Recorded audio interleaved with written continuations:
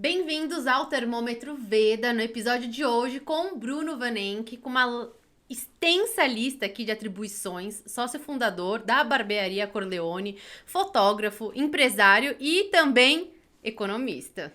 Pois é. Eu quero que você comece falando dessa sua experiência, porque eu acho que muitas pessoas não sabem, mas você se formou em economia e você chegou a atuar. Pois é. Primeiro, obrigado pelo convite. Adoro estar aqui, adoro vocês. E faltou falar que eu sou cliente aqui da Veda. Sem dúvidas, cliente. Já há um bom tempo, todo o meu dinheirinho fica aqui. Com o Rodrigo Marcati, com a missão. Mas eu sei que quem manda aqui é você, né? Sem dúvida. Tomara que ele não escute esse episódio aqui. Mas vamos lá. Eu fiz economia na FAAP, me formei em 2006. 2006 as coisas eram muito mais fáceis, né? Porque você não é dessa época, você vê muito tempo depois. Então você não lembra como é que era o mercado naquela época. Mas era muito mais fácil. Eu lembro que era o home broker, né? Ainda tem home broker? Você fala home broker? Mas todo mundo era home broker, né? Todo mundo baixava lá o aplicativo, fazia a inscrição em alguma corretora e operava sozinho. Mas era muito fácil, né? Petro 4, Vale não sei das quantas, tudo só subia. Era outro cenário. Era um outro cenário. E eu, como bacharel naquela época, com pouca experiência, e aí comecei a operar sozinho, tudo ia bem, até 2008. Vai ficando cada vez mais confiante. Vai ficando cada vez mais confiante. Eu lia, né? Eu lia aquele monte de papel, fingia que entendia alguma coisa, aí eu vou colocar dinheiro aqui, porque essa foi a única empresa aqui desse setor que não subiu. Mas antes de eu falar da economia, eu vou falar de onde eu realmente atuo, né? No final das contas, se olhar lá no meu perfil da rede social, diz que eu sou vendedor por natureza. Vendo qualquer coisa, mas eu comecei trabalhando dentro de um restaurante, que é o restaurante do meu pai, um restaurante de cozinha alemã, que está há 38 anos, vai fazer 39 anos dentro do Shopping Center Norte. Se eu não me engano, hoje ele é o único lojista que está desde a inauguração do shopping. Ser empresário esse tempo todo e ainda dentro de shopping, né? Com todas essas mudanças que a gente teve de padrão de consumo nos últimos anos, com internet, mais um monte de outras coisas. E shopping tem muita rotação, né? Muita. A gente tem loja em shopping da Corleone também. Então, hoje eu continuo percebendo na pele o que é difícil você ter uma operação dentro do shopping. Mas trabalha-se muito em restaurante. Dentro de shopping, mais ainda. O horário que ele abre, a gente aqui começa ali às 7 horas da manhã e até meia-noite todos os dias. Eram 7 dias por semana. Ah, Bruno, mas o shopping abre às 10. Tudo bem, às 10 a gente por obrigação, a gente tinha que estar apto a receber qualquer cliente que entrasse lá e quisesse tomar um suco, alguma coisa. Por algum motivo, chegou para fazer uma reunião 10 horas da manhã e esperar ali o almoço, que normalmente em shopping começa um pouquinho mais cedo também, a gente tinha que estar apto a recebê-los. Por que eu fiz toda essa introdução? Na economia, e eu estou falando com a economista-chefe aqui da Veda, você não pode vacilar um segundo. Exato. Você não pode deixar de ver o que aconteceu no Japão antes de você começar o teu dia aqui no Brasil para tentar prever alguma coisa. Você imagina trabalhando dentro do restaurante que abria 7 dias por semana, das 7 da manhã à meia-noite. O que eu fazia para a economia? Naquela época não precisava fazer muita coisa, né? Tudo dava muito certo. E aí veio 2008. E aí eu vou contar o porquê é que eu não atuo mais na economia. Eu trabalhava no restaurante. O restaurante é o que me dava o dinheirinho que eu podia colocar ali no home broker. Restaurante e home broker. E o home broker, que eu olhava, sei lá, 3 vezes na semana, 4 vezes na semana, sendo muito sincero. E aí veio 2008, eu fui fazer uma despedida de solteiro em Miami com os amigos e tudo mais. E eu tinha um outro amigo que também tinha dessa, né? Meu trabalho ia ficar no home broker. O pai dele, na época, tinha construção civil e tudo mais. Ele sentou em cima do notebook e falou, não, meu trabalho é esse aqui. Foi embora, já vou adiantar, foi embora também em 2008 junto comigo. Deem um Google o que aconteceu em 2008. Puxa vida. O mundo quebrou, né? Mas tudo bem. E aí eu tava nessa viagem lá em Miami, despedida de solteiro, acordei tarde um dia lá em 2008. E quando eu fui comprar dólar para levar na viagem, esse meu amigo super entendido de mercado, afinal ele é engenheiro civil. O engenheiro civil, ele atua em todas as áreas de conta. Como ninguém. Como ninguém. E aí ele chegou para mim e falou assim, imagina, Bruno, vai tirar dinheiro, né, da bolsa para comprar dólar para ir viajar? Gasta no cartão. o câmbio ele é menor. E aí depois você paga, fica lá mais um tempo rendendo grana e tudo mais. Eu falei, então tá bom, vamos pra lá. Não abra mão da rentabilidade das suas ações. Mais ou menos isso. Foi isso. Acordei, ressaca, abri o olho, como assim? Banco americano quebrou? O que aconteceu aqui? E aí eu vi o que tinha acontecido, acordei tarde de ressaca, fui olhar lá o meu home broker. E aí, né, eu olhei, na época Vale subia demais, aí tinha um papel lá que era Confab. Acho que eu comprei ele a 4 e pouco, aí eu falei, olha, dos metais foi o único que não subiu, então vai subir. O tipo de previsão, né, de alguém que tinha acabado de sair da faculdade, alguém que não exercia isso todos os dias, era o máximo que eu podia fazer ali. Apesar de ser formado, era uma coisa bem amadora. O mercado permitia, né, que fizesse isso pro meu próprio dinheiro. Quando eu acordei, eu olhei aquela Confab, que eu acho que eu comprei a 4, tava assim, coisa de 18 centavos. Lembra que eu não comprei dólar para ir viajar? O dólar explodiu. E aí o meu cartão de crédito... Opa, fatura... A fatura, que já não era boa num dólar mais baixo, com o dólar subiu, já ferrou tudo. E o dinheiro que eu ia usar era realmente dos meus rendimentos. E eu perdi não só os rendimentos, como uma enorme parte do principal. Ou seja, você ficou com uma dívida ali. Então, eu resolvi sair. Levei meu dinheiro, né, o que sobrou, para um desses bancos comerciais aí super tradicionais e fiquei lá comprando aqueles PIC, né, para fazer relacionamento com o gerente, que também não entendia nada de finanças. Às vezes ele era professor. Eu lembro que o meu me chamou muita atenção, porque ele era professor de educação física, mas ele tinha feito o curso para poder trabalhar e tudo mais. E eu deixava lá o dinheiro. Meio assim, né, fiquei machucado com o negócio, não era a minha área. Ficou muito claro que não adianta eu tentar comprar papel, não adianta eu tentar tomar decisões todos os dias se eu não acompanho todos os dias o tempo todo. Exato. Preciso, né? E um dos grandes motivos que há anos eu vim aqui para ver, eu preciso que vocês fiquem olhando isso o dia inteiro para mim, não eu.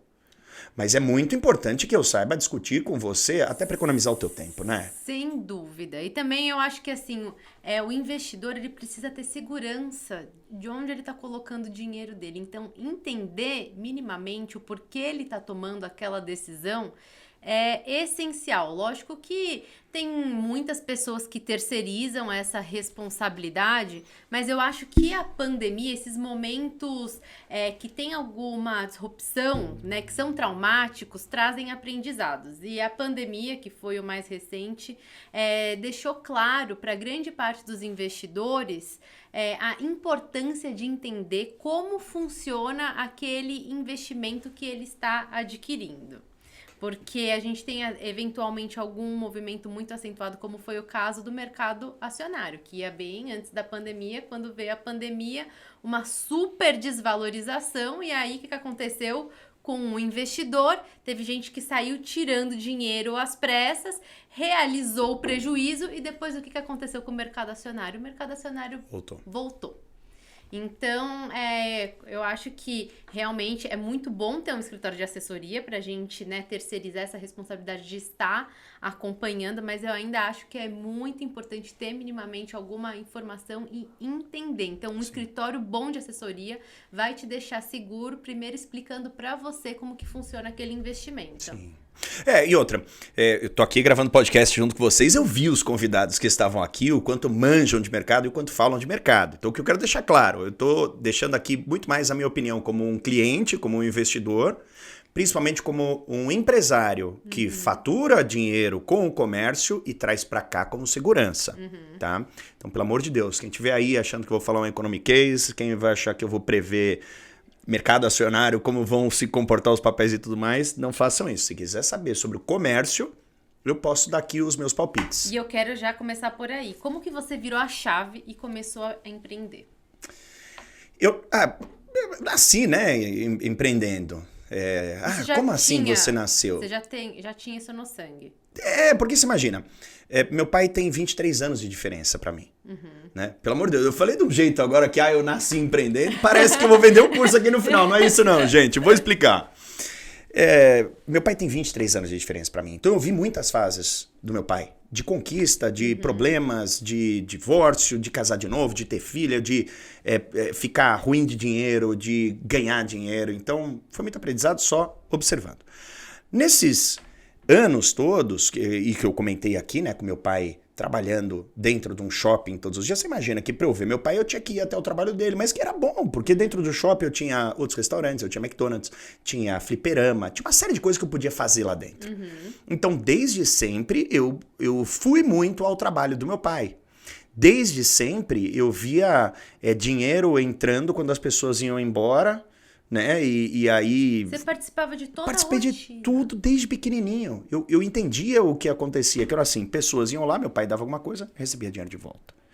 Então, aos 12 anos eu passei a trabalhar lá oficialmente absolutamente todos os dias. Então eu saía da escola, ia para lá, almoçava e aí eu tinha o meu trabalho. Qual que era o meu trabalho? Não existia cartão de crédito e débito naquela época. Então, de novo, você não vai lembrar porque você é muito jovem, mas as pessoas que tinham cartão de crédito, você tinha que dar o cartão físico, aí tinha um negócio lá com papel carbono, uma máquina, você passava ela pra lá e pra cá, assim, ó, clac, clac. Aí tinha que ligar pra pedir autorização na central. Não tinha muito. Tinha muito cheque. Então, o restaurante lá do meu pai, que tinha quase 400 lugares, e ele tem vários turnos, então meu trabalho todos os dias, o meu pai me entregava os cheques na mão e falava assim, eu quero que você coloque o carimbo que diz o favorecido, que era o nome da empresa dele, que era complicado pra cacete, não sei até hoje porque ele deu o nome tão agora. Munique Deutsche Delicatessen Lanches Limitada, era enorme. Aí eu bati o carimbo, um outro cruzador, somente para depósito na conta do favorecido, e virava atrás com o número da conta. Esse era o meu trabalho. Depois ele evoluiu que eu tinha que entregar 2 somas que batessem para o meu pai saber o quanto tinha de dinheiro ali. Depois eu fui entregar no banco. Depois eu comecei a levar as contas para o banco. Eu fazia o trabalho ali de um office boy. Uma vez eu fui num podcast e falei isso, olha, fazia o trabalho que um office boy faz lá dentro do restaurante do meu pai. A chamada era, ele já trabalhou de office boy. Não.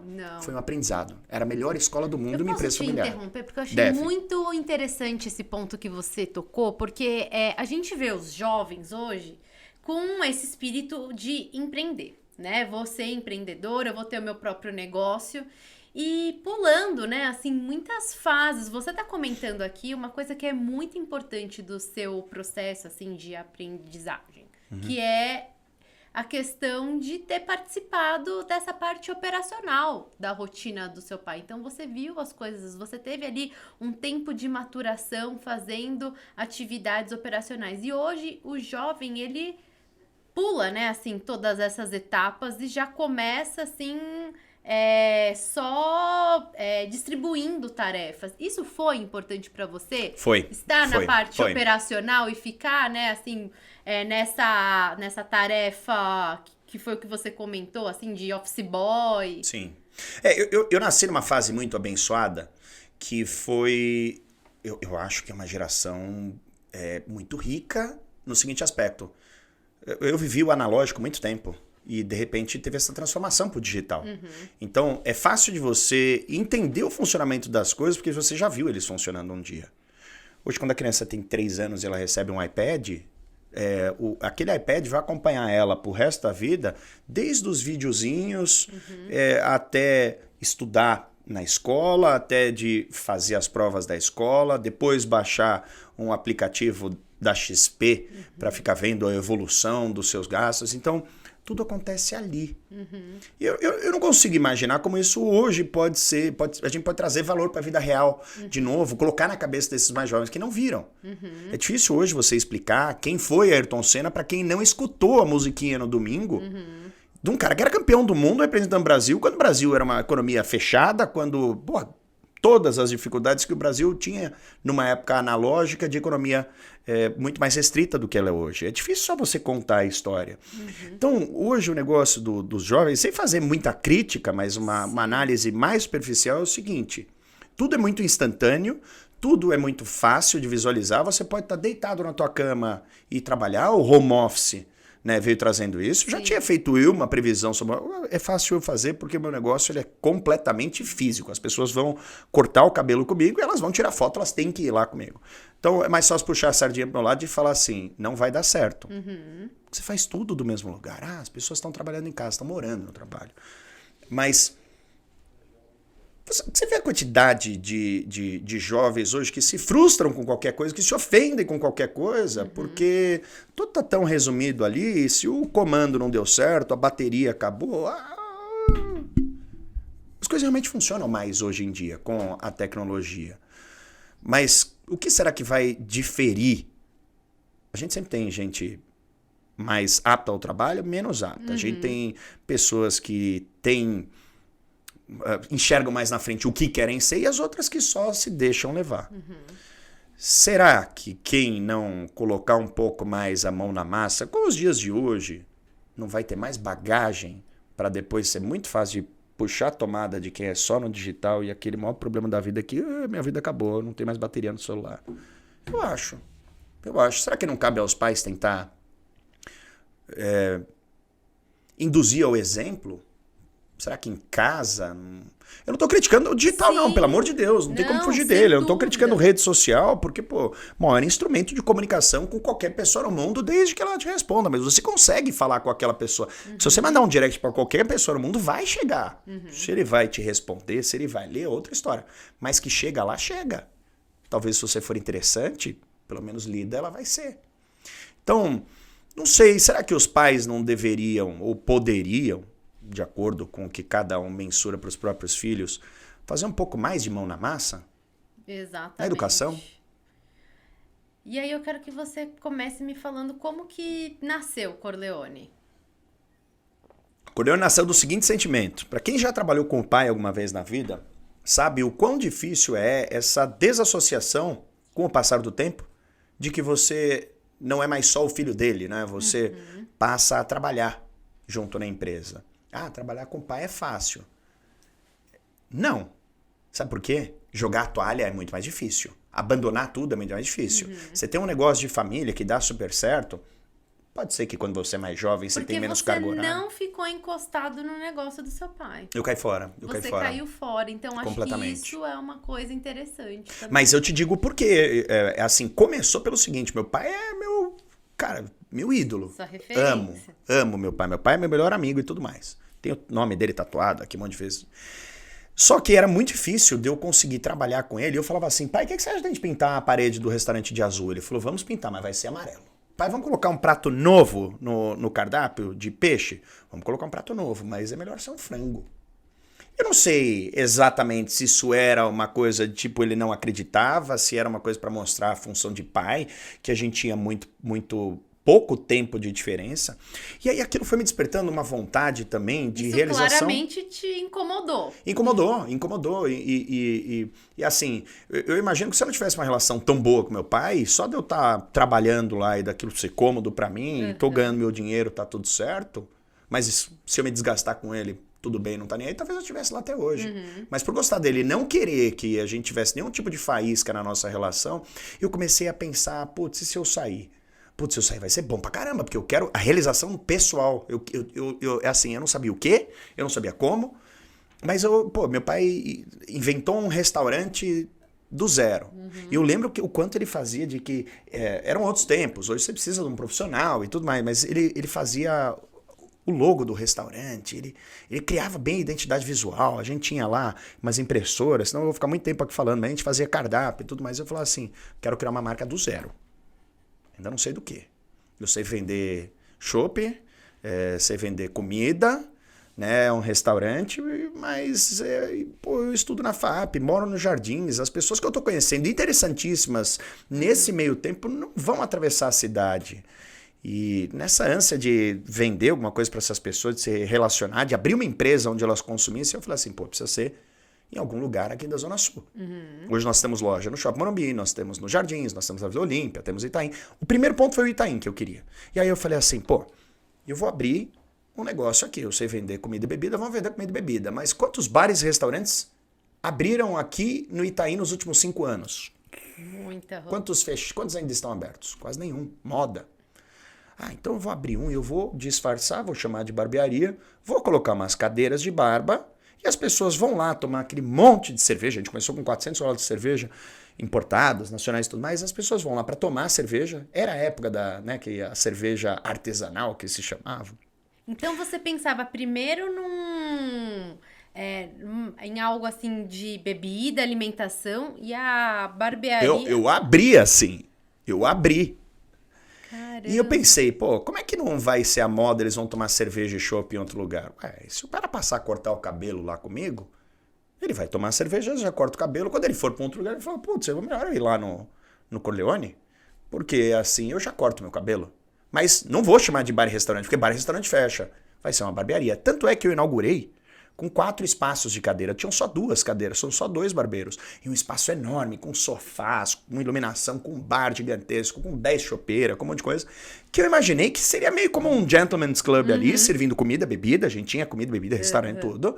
E aí o cara ia de troco cortar o cabelo. Vou acelerar um pouco o processo aqui. Eu, sem querer, de maneira muito intuitiva, trabalhei muito bem as redes sociais. Tô falando de 2013, quando eu comecei nas redes sociais. A gente tem Instagram ali 2012, 2011.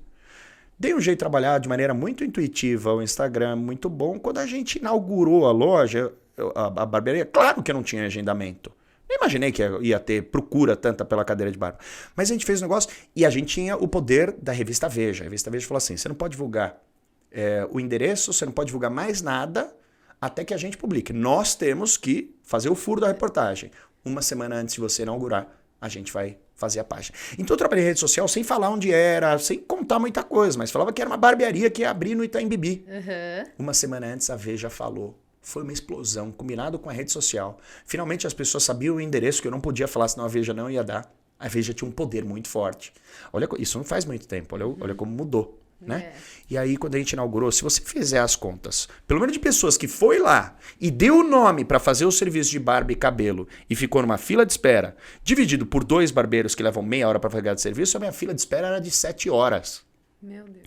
Teve gente que ficou lá bebendo e saiu carregado, falou, tá bom demais beber aqui, mas acabei não cortando o cabelo. Então aí, Camila, saindo um pouco do mundo do mercado financeiro, ao qual eu não vou opinar aqui, eu deixo para você, depois você me conta como é que estão as minhas finanças. Falando do mundo aí dos termos, né, do empreendedorismo, que nada mais é você ser dono de uma empresa e fazer ela funcionar. Acho que é talvez a maior característica que um empresário de primeira viagem precisa ter para começar a tua empresa é de entender o que está errado e mudar rápido. Ah, como assim, Bruno? Eu abri para ser um bar e restaurante disfarçado de barbearia. Mas dia você conseguiu se 14 de adaptar. julho. Dia 14 de julho de 2014. Dia 15 de julho, meu aniversário, eu achei que eu ia comemorar. Passei a noite inteira entendendo o que realmente seria uma barbearia profissional. E no dia seguinte a gente já abriu como uma barbearia. Esquece, não vai ser isso aqui. Não são esse monte de sofás e cervejas e chopp e comida que vai ser o negócio que vai trazer a grana. É lá. Comprei cadeira, contratei mais barbeiro. Quando passou uns 6 meses, eu já estava com 9 cadeiras.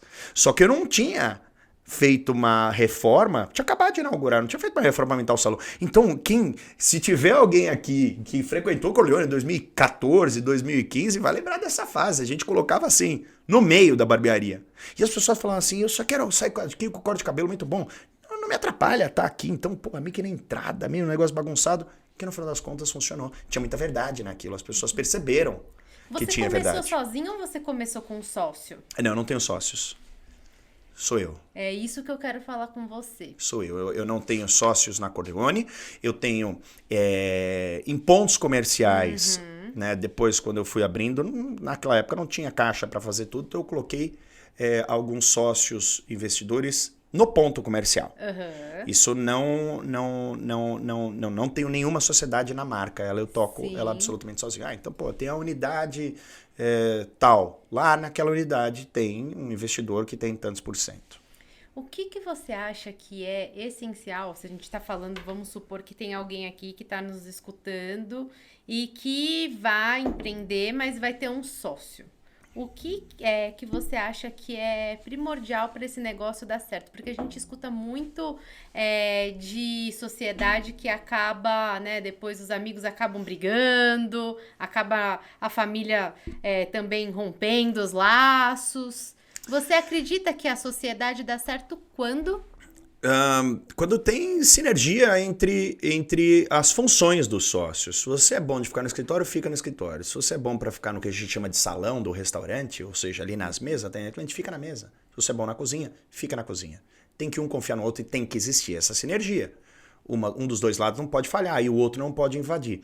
Para que fique claro, eu não tenho sócios na Corleone, porque na época... Primeiro que meu pai nunca teve sócio, então eu fiquei com essa ideia de que a empresa era sozinho. Sim. Quando eu fui abrir a Corleone, Eu falei, bom, vou tentar ver até onde que eu vou sozinho. Não se contra ter sócio, eu tenho sócio em outras operações de outras empresas às quais eu participo. Então, tenho maravilhosos sócios na empresa de transplante capilar que a gente tem. Tenho maravilhosos sócios na rede de hamburguerias que a gente fundou. Eu sempre estou desde da inauguração, eu sempre estou desde o começo. Eu não sou investidor nessas empresas. Eu atuo como sócio, é dinheiro e trabalho. Negócio só de investir, deixo aqui para vocês. Então, sempre sócio atuando e dinheiro. Tem o seu olho lá. Tem o meu olho desde o começo, porque senão eu não posso acreditar no futuro. Mas com o Corleone foi o seguinte, primeiro, eu quis tentar sozinho. Porque eu já tinha essa ideia de que eu estava saindo lá de um sócio, que era meu pai, e que eu não queria mais ter aquele tipo de relação, apesar da pessoal ser maravilhosa. Então eu tentei. Eu limpei cheque especial de uma empresa que eu tinha antes, que era uma empresa de distribuição de bebida, de chopp para bar, restaurante, festa, feira, evento, tudo. Então eu limpei o cheque especial, todo o dinheiro que eu tinha lá. Limpei o cheque especial, peguei o meu cheque especial, cartão de crédito, fui até o limite. Isso é outro ponto. Se você tinha condição financeira para começar a empreender. Olha, eu precisava, na época, uns 600 mil reais. 600 mil. Eu tinha, Bruno, mas isso é muito dinheiro. Ué, claro que porque eu já trabalhava, eu trabalhava desde os 12. Eu já tinha uma outra empresa que já faturava, eu fazia o que eu não gostava. Então, tinha um dinheiro fruto do meu trabalho. Mas eu vendi meu carro, peguei o dinheiro que tinha nessa empresa, peguei os limites do que eu tinha no banco, que se eu for perguntar para você como economista, qual que é o dinheiro mais caro? Primeiro você vai falar que é o teu próprio, né? Essas as regras que a gente aprende na faculdade. Mas falando de para quem não é economista, cheque especial é o mais caro que tem, não é? Pelo amor de Deus, cheque especial e rotativo do cartão de crédito, fujam. Porque é uma pessoa do mercado, porque é uma pessoa que tem que fazer previsões, que é uma pessoa que tem que orientar os outros falando. Como era só a minha empresa, eu corri risco. Podia dar certo ou não. Se não tivesse dado certo, eu não estava nem aqui falando com você. Você nem ia saber dessa história. Assim como deve ter acontecido muitas outras por aí. Mas pensa no seguinte. Eu limpei ali, sei lá, uns 20 mil reais que eu tinha de limite no cheque especial e tudo mais uns 30 mil de cartão. Eu acho legal falar isso porque às vezes as pessoas olham pra você e falam, ele começou porque ele tinha dinheiro. Quando a gente fala pra câmera aqui, pra um monte de gente, os julgamentos, eles são muitos. Se as pessoas ficaram até aqui, pelo menos o mínimo de interessante elas encontraram aqui nesse papo. Então, pra quem ficou, ótimo. Eu limpei tudo. E eu lembro que me faltava, assim, tipo, uns 20 e poucos mil reais. E eu demorava mais uma semana pra abrir a Corleone. E eu falei, não dá. Eu não sobrevivo mais uma semana, eu não tenho mais dinheiro pra nada. Vamos abrir agora. A Veja também falando, quando você for abrir, você me fala. Eu falei, é agora. Os últimos dias tinha lá uns verniz pra passar no chão. Lá eu mesmo passei. Porque eu precisava, tem até foto disso, foi emblemático. Zero sofrido. Não vou contar aqui aquela história arrastada, sofrida, porque eu tinha um carro para vender, eu já tinha fruto do meu trabalho, eu já tinha um limite no banco de cheque especial, mas naquele dia eu tinha uma dívida enorme, valendo o quê? 7% ao mês no cartão de crédito? Mais? Para mais. Contando essa história agora aqui, porque eu estou vivo para contá-la, foi o dinheiro mais barato que eu arranjei. Sabe por quê? O negócio deu muito certo. Nem eu sabia o quanto ia dar certo. Se eu planejei aquilo, eu planejei ter um bar disfarçado de barbearia. Virou a barbearia, em pouco tempo, virou a barbearia referência no território nacional. Fruto de trabalho. Fruto de entender que eu estava indo pro lado errado. Não. Isso aqui não é um lugar que vai vender cerveja, mas não. É corte de cabelo e barba. Em um dia, me adaptei, corri atrás, fiz o que foi preciso. E olha só. Eu consegui quitar toda essa dívida. Em quanto tempo? Em 40 dias. Mentira. 40 dias. Porque eu achei que você ia falar, sei lá, pelo menos 6 meses. Não, porque o meu negócio é serviço. A maior parte do dinheiro veio ali das economias que eu já tinha e do carro que eu tinha vendido. Eu levantei ali entre cartão de crédito, cheque especial, limite da empresa e tudo mais. Deve ter levantado uns 150, 180 mil reais mais ou menos na época. Todo o dinheiro que entrou, eu usei para pagar isso. Eu não vivi uma vida super confortável nos primeiros meses. Eu precisava pagar uma conta. Então, um mês eu paguei 7%. Puta, que conta enorme. Mas aí eu cresci. Eu abri mais uma unidade. Eu abri outra unidade. Vieram outros negócios. Aí eu fiz colaboração com marca e entrando dinheiro. Depois de, sei lá, 2 anos de empresa, se eu tivesse pegado esses 150, 180 mil reais de alguém e eu era taxado como louco, como é que o cara vai abrir uma barbearia no Itaim Bibi? Ninguém fala de barbearia, como é que vai pagar isso? Esse cara é louco, ele vai quebrar. Por quanto você toparia da minha empresa, que valia 600, se você me desse 150 mil reais me julgando louco? Você ia querer ter o quê? 40, 50% da minha empresa? Sem dúvida. Então, por causa daqueles 150 mil reais, hoje, 8 anos depois, eu estaria pagando esse dinheiro por semana para quem me emprestou? A distribuição mensal já seria maior do que a dívida? Seria o melhor investimento da vida dele. Então, foi o dinheiro mais barato que eu peguei na minha vida. Se eu puder, como empreendedor, não como economista, não como o administrador de empresa da formação acadêmica, do administrador de empresa lá que muito tempo digitou código de barra para pagar as contas no banco todo dia antes de ter um escritório, né, para fazer o financeiro. Hoje a vida está tranquila, mas eu fazia absolutamente tudo. Esse barriga no balcão. Se puder falar deste administrador de empresa aqui e tentar encorajar os outros, eu sei que eu não posso, né? A gente não pode fazer indicação, como é que é? A gente não pode fazer... Recomendação. Não vou fazer recomendação, não. Para mim, funcionou. Eu não saio por aí abrir um restaurante que tem 30 mesas e chamar 15 sócios investidores, porque eles vão lotar todas as mesas, vão querer assinar a conta de um monte de gente, vão achar um absurdo de serem tratados, de serem atendidos depois dos seus próprios clientes. Sim. Aí no final do mês vem aqueles fechamentos mensais de nada de dinheiro. Não é diversão. Empresa não pode ser tratada como diversão. Tem muito dinheiro, quer fazer relacionamento, como as pessoas às vezes dão uma desculpa. Quero fazer relacionamento, então eu vou colocar dinheiro numa empresa aqui, que eu vou lá naquele restaurante todos os dias. Tá, quer fazer isso? Beleza. Agora, quer ter uma empresa? Não adianta diluir o seu risco, porque você vai diluir seu sucesso. Se você não acredita que a empresa vai dar certo, cara, nem faz, né? Nem monta. Eu acho que tem um outro aprendizado com a Corleone que você explora bastante, que é a experiência do cliente, a experiência do consumidor, o quanto isso é importante para qualquer tipo de negócio. Sim. Eu queria que você contasse um pouco, assim, se isso é algo que você descobriu com a Corleone ou se era algo que você já pensava antes da Corleone e implementou. Tá. Eu tenho 3 fases da Corleone. A primeira que eu abri, eu não sabia o que estava fazendo e queria colocar gente para dentro para vender alguma coisa para eles.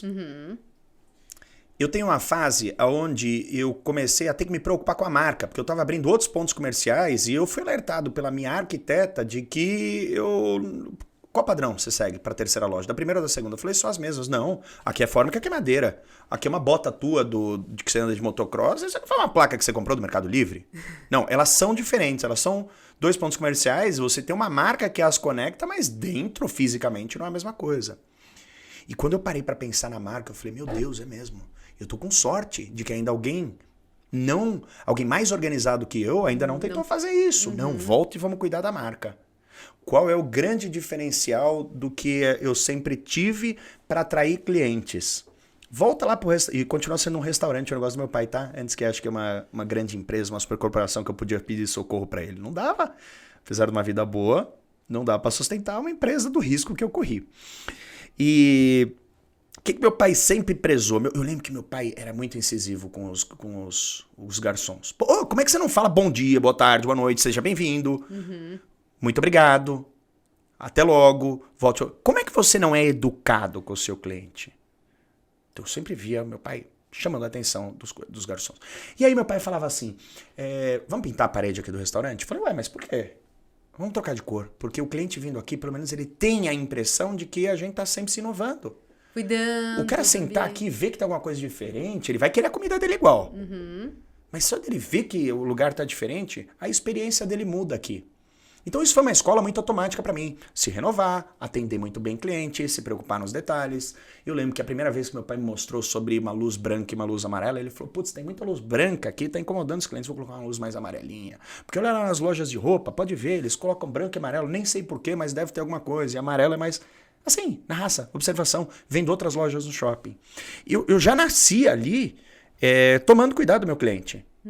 Só que quando eu fui trazer a organização da marca que eu queria construir, não mais pontos comerciais, e eu falei assim, não, a experiência tem que ser muito boa. Porque cortar cabelo é habilidade manual. Às vezes você vai gostar muito mais de um corte de cabelo que vai custar bem menos, porque é habilidade manual. Você não se forma em Harvard para fazer corte de cabelo, que você tem que fazer um super investimento.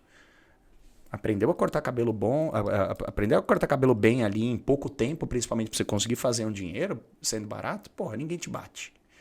O que além de um bom corte de cabelo, meu cliente tem que ter na Corleone? Eu ficaria mais tempo aqui falando com você, mas eu vou tentar resumir. Primeiro, temos seguranças à paisana na porta das unidades, aos quais os meus clientes não percebem, porque é uma coisa meio ruim, né? Você entra na porta de um lugar. Você já fica com medo, fala, bom, aqui é perigoso, porque você tem segurança na porta aí, né? Mas para quem o segurança tá de olho, vê de longe. Então você já entra mais tranquilo ali, sem nem saber. A gente nunca teve um incidente perto assim da entrada das Corleone. Quando você entra, lá eu tenho...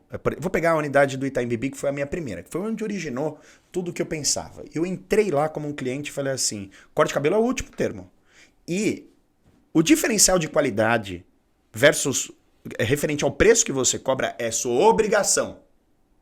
Qualidade não é diferencial. Não sei se eu me embolei aqui para falar, mas qualidade é obrigação.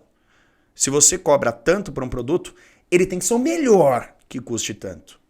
Né? Não dá para você falar que vai vender caviar a um preço de miojo. Não é isso que eu estou querendo dizer. Mas é sua obrigação que, de acordo com o preço que você cobre, a qualidade seja equivalente. Então, parem de achar que só falar meu produto é melhor, o teu cliente vai querer. Não. Como o corte de cabelo eu já sabia que ele era muito bom, depois de algum tempo, pela aprovação, e a gente só crescia cliente, eu entrei um dia na Corleone e falei assim, eu sou um cliente, eu quero que tudo aqui seja muito bom. Era um dia de muito calor aqui no Itaim Bibi, né? Pessoal aqui, o pessoal da Faria Lima, né? Os Faria Limas, sempre, naquela época antes do colete, eles usavam paletó, né? Sim. E aí eles iam andando 3, 4 quarteirões ali no Itaim Bibi, aquele calor insuportável, vinha calor do asfalto e tudo mais. Esse cara chegava lá com aquele pinguinho de suor, assim, passando nas costas, incômodo. Derretendo. Quando ele entra dentro da Corleone no mês de novembro, dezembro e janeiro, eu investi em um ar-condicionado, aquele que chama piso frio, um ar-condicionado a mais. Custa, sei lá, 22 mil reais cada máquina. Uma máquina seria suficiente. Eu preciso da segunda, porque se quebra a primeira e as duas trabalham menos, né, puxando menos energia. Então eu já tenho 2 máquinas. Só que o que eu pensei? Novembro, dezembro, muita gente lá dentro respirando. Fatalmente um secador de cabelo, maquinário que está todo lá. Fica calor.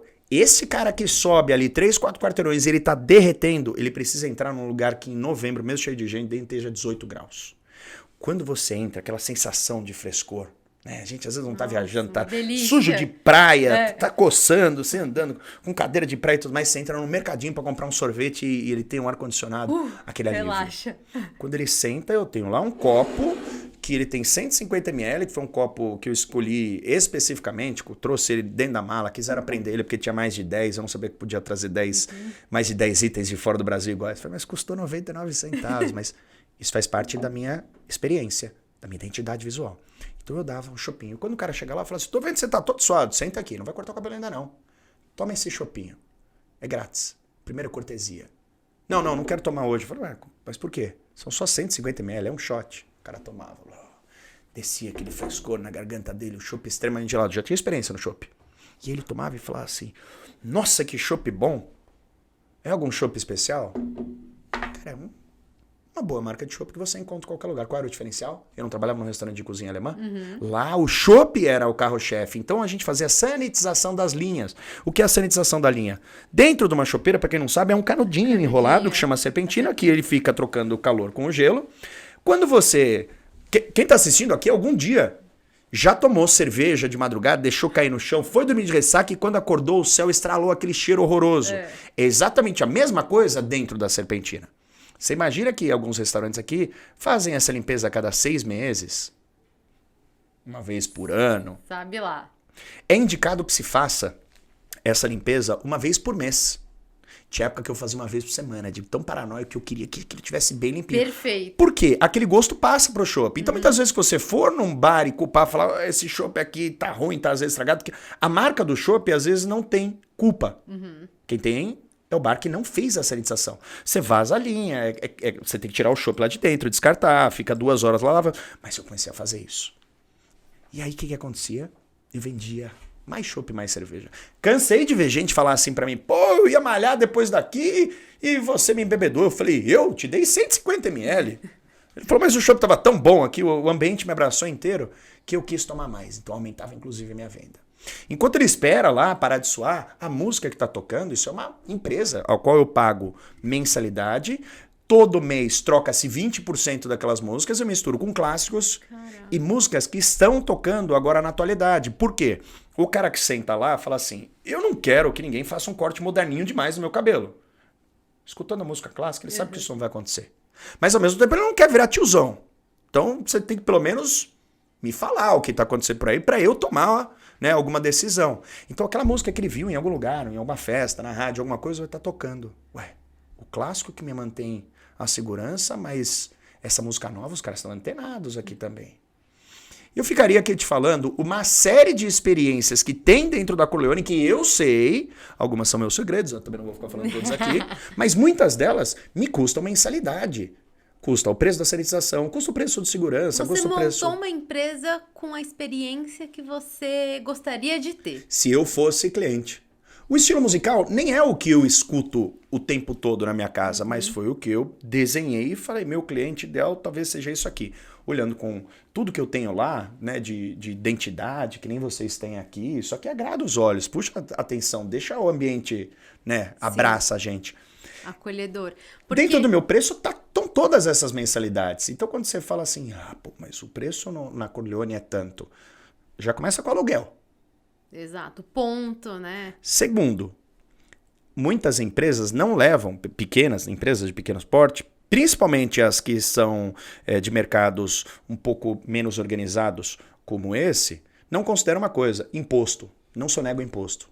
Não sonego imposto. Esse é um desafio de empreender aqui no Claro Brasil? Claro que porque me dói. Porque a gente está falando, né, da experiência positiva, mas tem o lado que é desafiador, que é esse ambiente de negócios aqui no Brasil.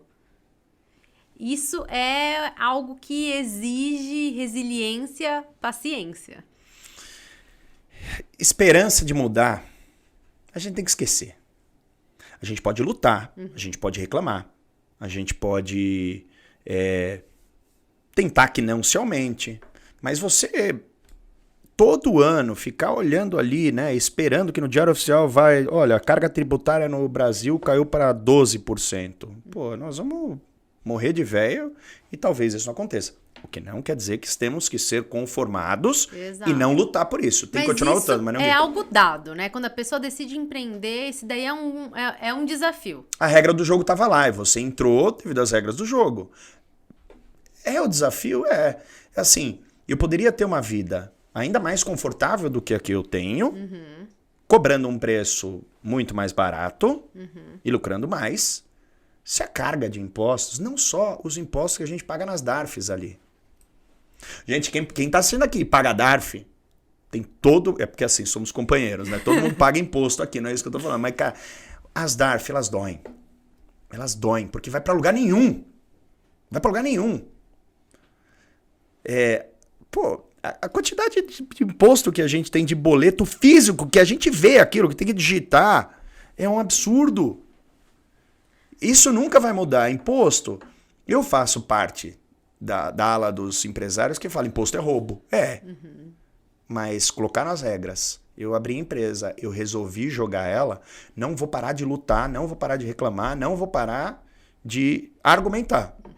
Mas enquanto as regras não mudarem, eu tenho que jogar dentro delas.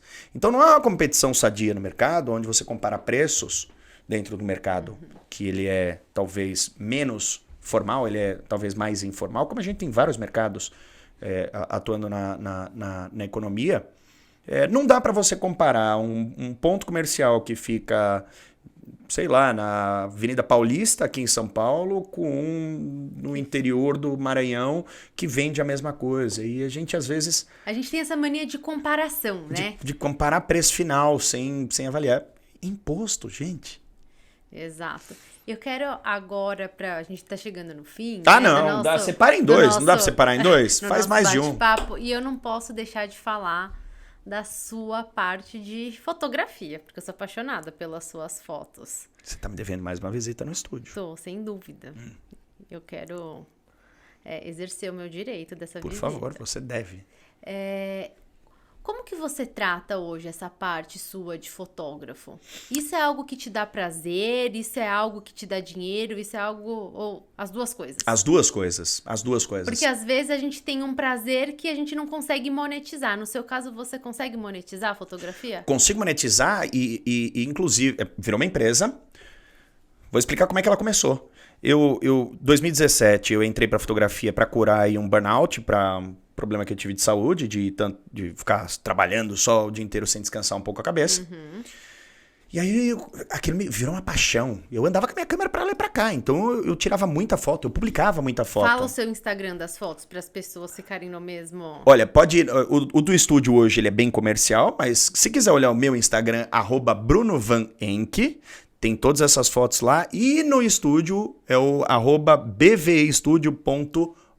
Foto com PH. Photo. Vai ficar chique. Pandemia. Só saiu. Graças a Deus eu tinha não só o caixa da empresa, mas como as minhas economias pessoais. Passei um momento, graças a Deus, de tensão, como todos, mas de pelo menos conforto. Eu comecei a ficar preocupado ali depois de 5, 6 meses. E aí, quando reabriu o comércio aqui em São Paulo, as nossas empresas estavam faturando 20% do faturamento normal, pagando 150% de conta, porque tinha muita conta que ficou ali, né, dos outros meses. Então era prejuízo. E aí eu falei assim, já que eu sou vendedor, né, falo que eu sou vendedor, eu tenho esta arma na mão aqui, ó, que é extremamente potente, que eu me comunico com qualquer pessoa no mundo hoje, e eu preciso inventar alguma coisa era uma segunda-feira, para até sexta-feira tá ganhando dinheiro. Foi um desafio pessoal meu. O que eu posso fazer? Bom, então as pessoas falam que gostam muito da minha foto, se eu colocar para vender, será que elas não compram? Peguei um fundo infinito, peguei fotos que eu tinha e anunciei na internet. Olha, será que a imagem que você hoje produz para rede social, você tá vendo que o mundo parou, mas o digital não. Será que a tua imagem no digital é condizente à tua autoridade no universo físico? E depois eu fui descobrir que isso era copy, né, que se chama. Era só mais um argumento de venda, mas agora é copy. Fiz uma copy e coloquei, cara, lotei semanas. Qual que é o ano disso? 2020, né? Da pandemia. Da pandemia, agosto de 2020. Eu coloquei no meu escritório pessoal, que logo eu transformei ele de novo. Escritório pessoal nada, agora vai ser um estúdio. Você é bem dinâmico, né? Porque foi a situação da pandemia, o seu faturamento caiu, as contas continuavam e você viu numa habilidade sua uma oportunidade. Você é muito dinâmico. Eu preciso ser dinâmico pelo seguinte, a única pessoa no mundo que eu tenho, além, é claro, da minha esposa, é o meu pai. Neste momento a situação se inverteu um pouco, né? Eu tinha que dar socorro para ele. Eu não tenho a quem pedir apelo. Sim. Eu não tenho alguém para falar assim, cara... Pô, tem ninguém ali no banco de reserva. Não tem. O que, assim, é bom. É bom. Eu sempre tive que acabar me virando. Se deu certo, o dia que você tá lá não deu certo, não vou mais fazer essa porra aqui. Não, faz de novo, vamos de novo. Tem que fica bravo, fica nervoso, vai, dorme, acorda, no dia seguinte e faz de novo. Tentativa e erro. Não, assim, a não ser que você erre o mesmo passo todas as vezes, se você tentar de novo... Tem que ser resiliente para ser empreendedor. Os termos são bonitos, mas no final das contas os boletos vão vencer no mês seguinte. Tem que fazer o dinheiro lá. E aí, eu abri. E aí aquilo virou uma empresa. Eu abri uma empresa. Porque as suas fotos são uma referência hoje para o mundo empresarial. Que honra. Obrigado. Eu lembro que quando teve a oportunidade de fotografar com você, eu falei, caraca, vou tirar uma foto, vou ter aquelas fotos. Porque você empodera a pessoa, né? De novo, a experiência. Quando você vai no meu estúdio, as pessoas chegam afobadas, eu nunca fotografei, como é que você quiser achar isso? Eu falo assim, pelo amor de Deus, senta aqui um pouco, vamos tomar um cafezinho. Quero que você me conte qualquer outro momento. Então, a pessoa relaxa, me conta da vida dela, só que ela me dá o melhor ângulo, vestiu a melhor roupa, o melhor sorriso, me contou as fraquezas dela, esse lado não, isso e aquilo. Então, quando a pessoa vai fotografar, ela já tá tranquila. Quando ela volta e se vê ali muito bonita, vê uma versão dela que ela ainda não tinha visto sendo retratada numa fotografia, e eu dou meu espetáculo lá, você viu quanto eu gosto de falar aqui. Se me deixar, eu vou ficar até amanhã. Eu falo desse jeito com todo mundo que vai lá. Então, as fotos, óbvio, você foi e comprou fotos oficialmente. Mas muitas das pessoas saem de lá muito alegres por ter vivido aquele momento. Seja porque a gente bateu papo, seja porque estava se sentindo feia, saiu bonita, mesmo porque eu falei de alguma coisa que ele não tinha pensado ainda para aquele ângulo no trabalho dele. Eu procuro que as pessoas vivam a experiência. E quando eu vivo a experiência, não é nada assim abstrato, não, viu? Não tô querendo dizer assim, vai lá no meu estúdio que você vai se divertir bom pro caramba. Não, eu tento entregar alguma coisa, porque quando você sair de lá, por que talvez eu tenha virado, como você disse, essa referência para quem é empresário? Será que são só as fotos? Talvez alguém fale assim, nossa, que foto bonita você tirou. Aí o cara falou, pô, é o Bruno, você já foi lá com ele? Não, vai. O bate-papo lá é legal, é divertido, toma café, faz isso e aquilo. Muita gente me veio por recomendação das outras pessoas que foram lá.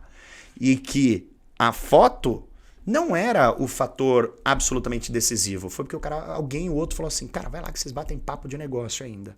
A rede social me comunicou isso durante todos esses anos, dessa resiliência, desse negócio de inventar coisas novas. A minha comunicação ela estava pronta. Quando você vai lá e disso sai amizade, sai um médico que eu preciso às vezes numa ligação de emergência, sai alguém que me traz outros clientes, mas principalmente as pessoas me dão fragilidades, porque elas estão abertas, elas deram sorriso, elas se vestiram bem. Elas me dão fragilidades daquilo que eu, dentro do meu mercado, posso atingir. Então, sabe para onde migrou o negócio hoje? Eu passei a fazer consultorias para marcas que já existem, mas o dono da marca se estagnou num ponto. E eu faço a consultoria que nada mais é a extensão daquele papo que eu fiz na fotografia, no estúdio. Então, olha só como é a dinâmica de que não para. Gente, se a gente sai de segunda a sexta, né, que é empresário vai domingo também, se dependendo do ramo que usa, sábado, domingo, feriado, quando a gente sai para trabalhar é para ganhar dinheiro, sem enganar ninguém. Por isso eu tô há tanto tempo no mercado. Ué, se as pessoas vêm com fragilidades às quais eu posso atendê-las, por que não? Então, olha como é que foi o negócio sair da pandemia. Você tá sempre fazendo uma leitura, assim, né, do cenário. O tempo todo. Mas é automático. Não é uma coisa assim, o Bruno tá lá, e tá só vendo uma oportunidade para mim. Não. Se você não tem nem nada que você precise que eu possa oferecer, eu não vou te encher o saco, não. Mas, gente, você já foi lá fazer foto? Você já foi lá cortar o cabelo na barbearia? Pra finalizar, eu queria fazer uma pergunta pra você. Eu não quero ir embora, Camila. Eu também não quero que você vá. Mas eu preciso fazer uma pergunta final. Pode fazer. Quantas você quiser. É a seguinte, eu acho que você tem muito seguidor que tem você ali como modelo, e a gente sabe que o Instagram, ele é uma ferramenta de vendas. O que você pode dar de dica para uma pessoa que quer começar a se posicionar no Instagram? E tem o Bruno ali como referência, porque eu acho que você é um case de sucesso, né? Assim, pelo eu quero menos prestar uma consultoria para uma pessoa que tá virando essa chave também.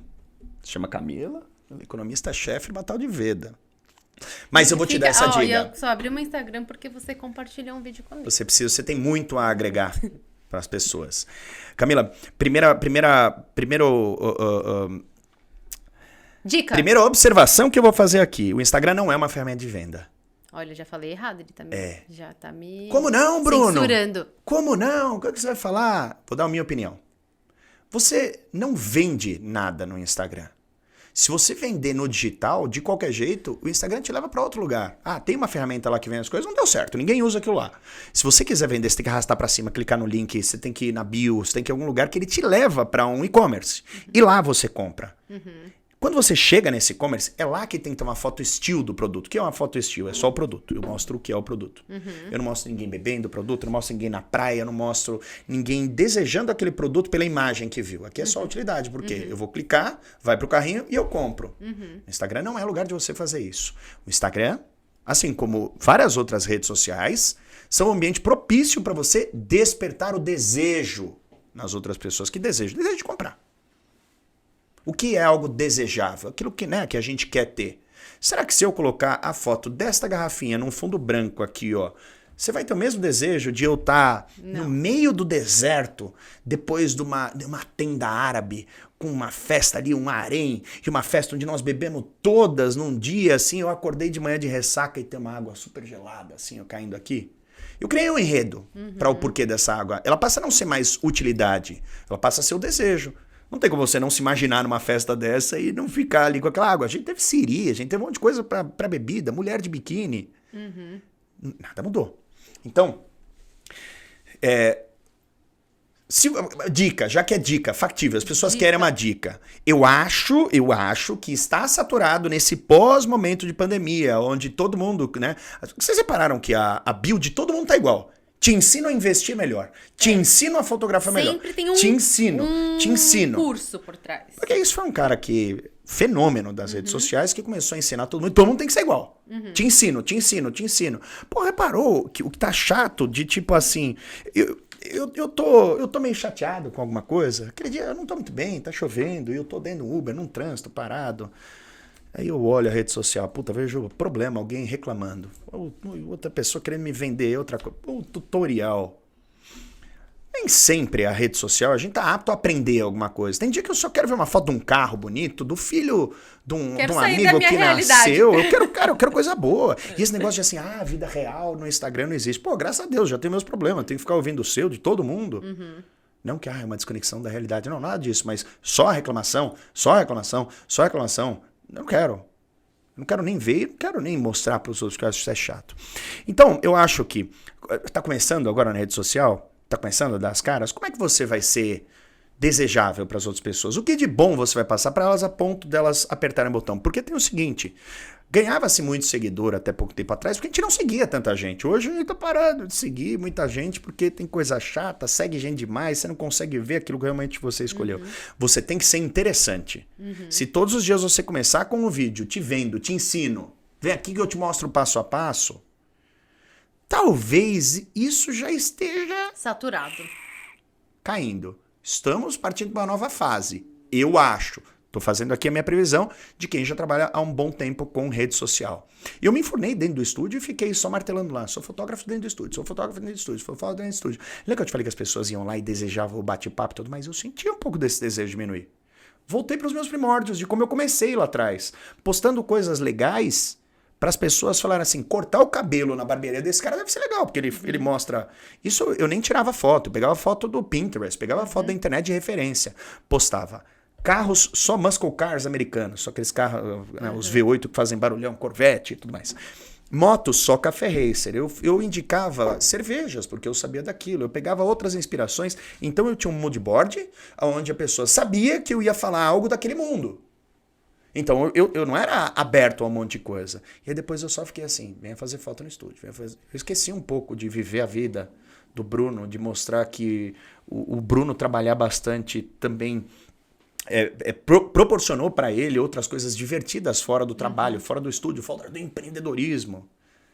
E eu voltei a fazer mais esse tipo de publicação que foi interessante para caras aí 35, 40 anos que tem condições... Você compartilha a sua vida. Eu não estava mais fazendo tanto isso. Eu voltei a fazer. Compartilho a vida naquilo que eu acho que... Que você não estamos falando ali de um BBB. Mas a gente consegue saber onde o Bruno gosta de estar no final de semana. Perfeito. Então, assim, o que eu consigo, né? Tem um diagnóstico, assim, eu sei onde o Bruno gosta de ir, eu sei mais ou menos o que o Bruno gosta de comer, eu sei que o Bruno tem ali os cachorrinhos dele, que ele tem uma mulher, que a mulher dele é empreendedora também. Então, assim, você dá iscas sobre a sua vida sem estar tão exposto. E eu acho que isso é interessante, porque isso traz a proximidade. É isso. E você usou uma palavra aqui muito correta, a exposição.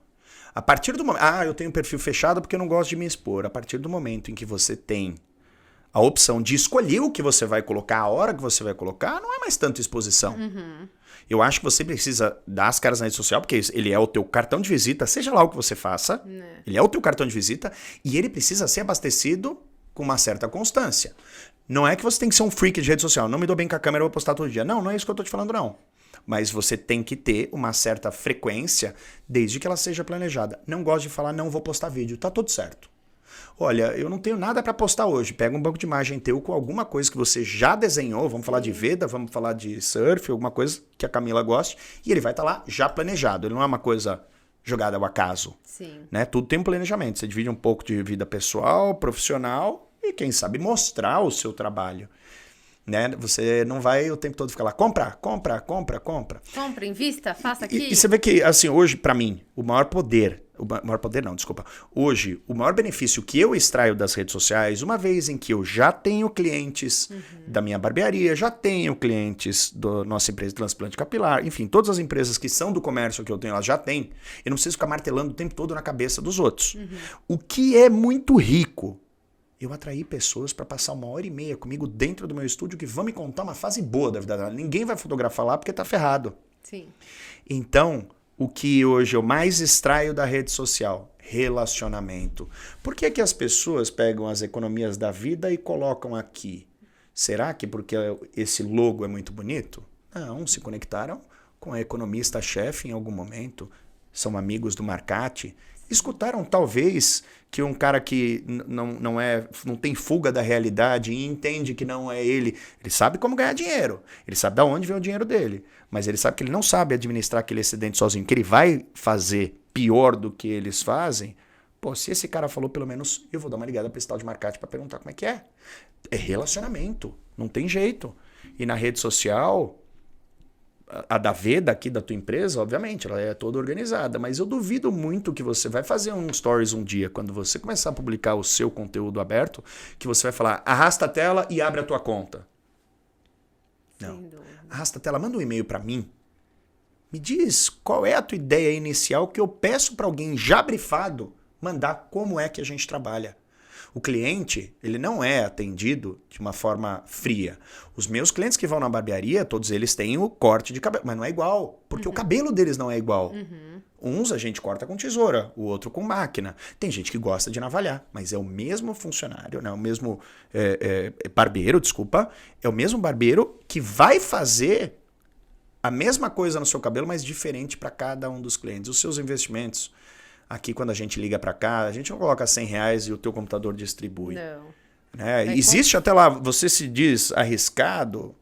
Sim, tem um perfil, mas depois a gente vai entender a necessidade das pessoas, porque elas têm necessidades diferentes. Às vezes a gente tem o mesmo perfil de investidor, a gente é mais conservador, só que você às vezes não tem uma necessidade de sacar um dinheiro pelos próximos 6 anos. Você pode deixar aquele dinheiro lá engessado, eu não. Às vezes eu preciso ter ali uma flexibilidade para fazer um resgate, então... Isso não é experiência, Camila? É. Olha a experiência que a Veda dá. E agora, volta para mim. O Instagram é uma máquina de venda? Não. Não, é despertar o desejo de que a Veda faz um ótimo trabalho porque ela é humanizada. Tem a Camila aqui, que eu não posso falar palavrão, mas eu ia falar foda pra cacete, que vai cuidar de você. Até ele chegar em você, o Instagram... só te deu uma ferramenta de despertar o desejo. Exato. Mesmo que vocês tenham um link lá, abra aqui a sua conta, eu duvido que este número aqui seja relevante perto das pessoas que pedem pelo menos para falar com alguém e contar a história delas. Então, rede social, para mim, usar de maneira inteligente, no final da ponta não é um objeto de venda, é de despertar desejo. Perfeito, eu acho que assim a gente termina com essa aula sobre redes sociais. Eu gosto de ficar aqui, por que você vai mandar embora? Tá bom. Você pode ficar aqui, a gente só desliga as câmeras. Muito bate bem. Mais papo. Obrigado pelo convite. Imagina, agradeço a todos vocês, não esqueçam de se inscrever no nosso canal, curtir, compartilhar o vídeo. Obrigada, Bruno. Muitíssimo obrigado.